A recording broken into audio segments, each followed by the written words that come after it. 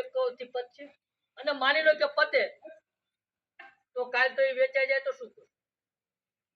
અને માની લો કે તમે સક્ષમ છો, આ ભાઈ સક્ષમ છે ગોવિંદભાઈ, એ કે ચલો હું 1 લાખ રૂપિયા આપું આંદોલનમાં, તો ઘરે જાય છે તો ઘરના કહે છે ને કે આખા વાહમાં કોઈ ન પણ તમે કેમ લાખ?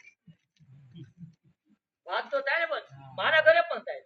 પણ માની લો કે ઘર થી 1,000 ઉઘરાયા હોય, 99 એ આપ્યા હોય ને ઘરે જઈને કે આખા વાહમાં બધા ઘર થી 1,000 આપ્યા, તો કે 1000 ને આપણે 2,000 આ એકતાની ભાવના પેદા થાય.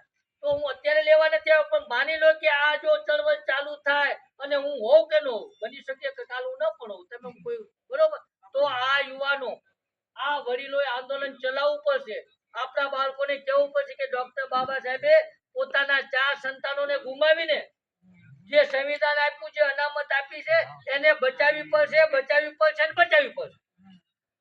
નહીં તો તમારો કે મારો દીકરો નોકરીએ નહીં ચડે. યાદ રાખજો, ગમે એવો ટેલેન્ટ હોય ને, આપણે માનતા કે હું હોશિયાર છું, સપના નહીં જો. અને પ્રાઇવેટમાં, સરકારીમાં ડોક્ટર બાબા સાહેબે જે રીતે કહેલી છે એ પ્રમાણે એમાંય રોસ્ટર લાવી અને અનામત તમને ટુકડામાં આપીએ, તમારાથી વંચિત રાખ્યા, તો પ્રાઇવેટમાં તમને લાગ લેવા દે છે એવું તમે માનો છો સાહેબ? કદાચ જે ભ્રમ હોય તો વહેલી તકે. અને આ પીડા એ સાહેબ, અને આના માટે ડોક્ટર બાબા સાહેબ જેટલું યોગદાન માતા રમાબાઈએ આપ્યું છે, માતા સાવિત્રીબાઈએ આપેલું છે, અને અનેક મહિલાઓ પણ રોડ ઉપર આવેલી છે. અને વર્ષો પહેલા આપણા સંતો મહંતો પણ જાતિ ભેદના શિકાર થતા હતા. એટલે પાનબાઈએ એ વખતે કીધેલું, જાતિ ભેદની વાત કરતા કે જાતિ અને ભાતિ, ખબર ને, હરિના દેશમાં. સાથે સાથે પાનબાઈએ એ પણ કીધેલું કે જ્યારથી લાગી છે તવાઈ પાનબાઈ, ત્યારથી જ આપણી સગાઈ પાનબાઈ. વ્યાસ અને વાલ્મીકીથી ઉતરી છે આ પીડા, તો વારસાઈ છે પાનભાઈ. આજકાલનું આ દખલ પીડા નથી ભાઈ, આ વર્ષોથી 5000 વર્ષોથી જે પીડા છે, જે પીડાને મટાવવા માટે ડોક્ટર બાબા સાહેબને આપણને દવા ફળ આપેલા, અનામત રૂપી લાડવો આપેલો, જે 15 ક્રમે છે એ 21માં ક્રમે અને 50માં ક્રમે આપી અને તમને એ ફળથી વંચિત કર્યા. એના માટે અને આ અનામત એકમાત્ર એવી વસ્તુ છે જેનાથી તમે સન્માનભેર જીવી શકો, જેનાથી તમે જ્ઞાન અર્જિત કરી શકો અને જેનાથી તમે માનવ તરીકે જીવન જીવી શકો. બાકી તમે માનવ તરીકે જન્મ લેશો પણ તમારી સાથે વ્યવહાર ભૂતકાળમાં પણ પશુ સાથે જો થતો હતો અને અત્યારમાં પણ કદાચ કોઈનો છોકરો પોલીસમાં હોય, શિક્ષકમાં હોય, તલાટીમાં હોય તો સારી બાબત છે, પણ એનાથી કઈ હરકાઈ જવાની જરૂર નથી. કલેક્ટર ને આઈપીએસ શું આ દેશનો રાષ્ટ્રપતિ બનશે ને સાહેબ, તો જાતિનું લેબલ જે તમારી ઉપર બ્રાહ્મણોએ લગાવ્યો છે એ મટવાનું નથી. કે આ નારાયણ જગન્નાથપુરીના મંદિરમાં ગયો તો સાહેબ, રાષ્ટ્રપતિ હતો ને બારે કાઢ્યો હતો. તમે હું તો શું કહેવાય? દ્રૌપદી મુર્મુ આદિજાતિ સંસદ, નવા સંસદ ભવનના ઉદ્ઘાટનમાં ન બોલે તો તમે અને હું શું છીએ યાર? આપણે મનમાં કદાચ ચરબી હોય કે હું કઈક છું, મારા 5 છોકરાની માંથી 3 પીએસઆઈ નથી, કાઢી નાખવાની ભાઈ. સ્પષ્ટ શબ્દમાં કડવી વાસ્તવિકતા છે, કશું જ નથી. રાષ્ટ્રપતિની ગણતરી પણ અત્યાર સુધીમાં કેટલા વાણિયા બામણ રાષ્ટ્રપતિ થયા? ક્યાંય નથી લખ્યું કે બામણ રાષ્ટ્રપતિ, ક્યાંય નથી લખ્યું વાણિયા રાષ્ટ્રપતિ. પણ દલિત બને તો રાષ્ટ્રપતિ સોપલ તમે દલિત છો એટલે લખવામાં આવે કે દલિત રાષ્ટ્રપતિ, અને આપણે રાજી થાય દલિત રાષ્ટ્રપતિ. જો તો ખરા સમજવાની આપણી નીતિ કેટલી નિમ્ન.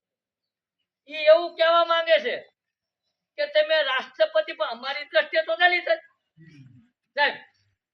અને એ દલિતપણાને દૂર કરવા માટે અનામત, અને એ અનામત 10 વર્ષ આપણે માંડ ભોગવી અને આંદોલનો ચાલુ થયા.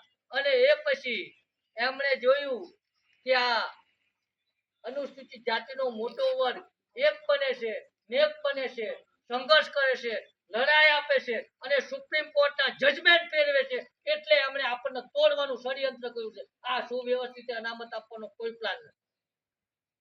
આ નરી વાસ્તવિકતા.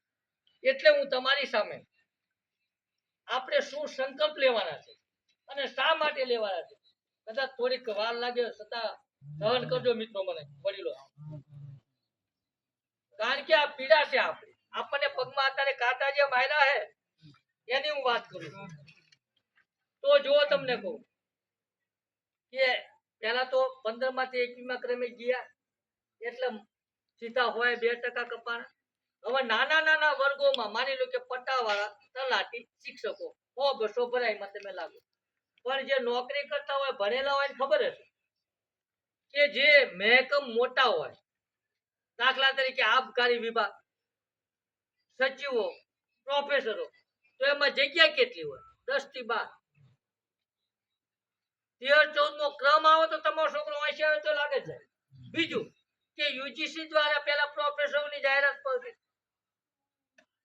હવે એમાં એમણે જગ્યા વાઇઝ નહીં, પરંતુ આ નવું આવશે ને વેકન્સી વાઇઝ નહીં, રોસ્ટર મુજબ. માની લે કે 100 હોય તો તમે 7 લાગો, પણ જ્યારે પોસ્ટ વાઇઝ આ રોસ્ટર લાગુ થશે તો જો તમે 15મા ક્રમે આવતા હોય તો 15મો વ્યક્તિ રિટાયર થાય પછી તમને ભરવા, તો તમે 30 વર્ષ પછી ભરવા.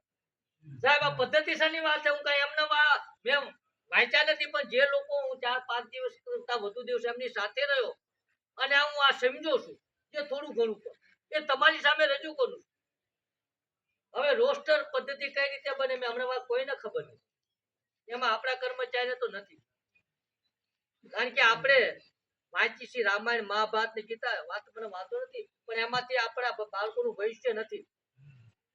કથા વાર્તા જુનાગઢમાં ચેચાદી આપણે જાય છે, જાઓ એનો વાંધો નથી, પણ આમાં તો આવો સાહેબ.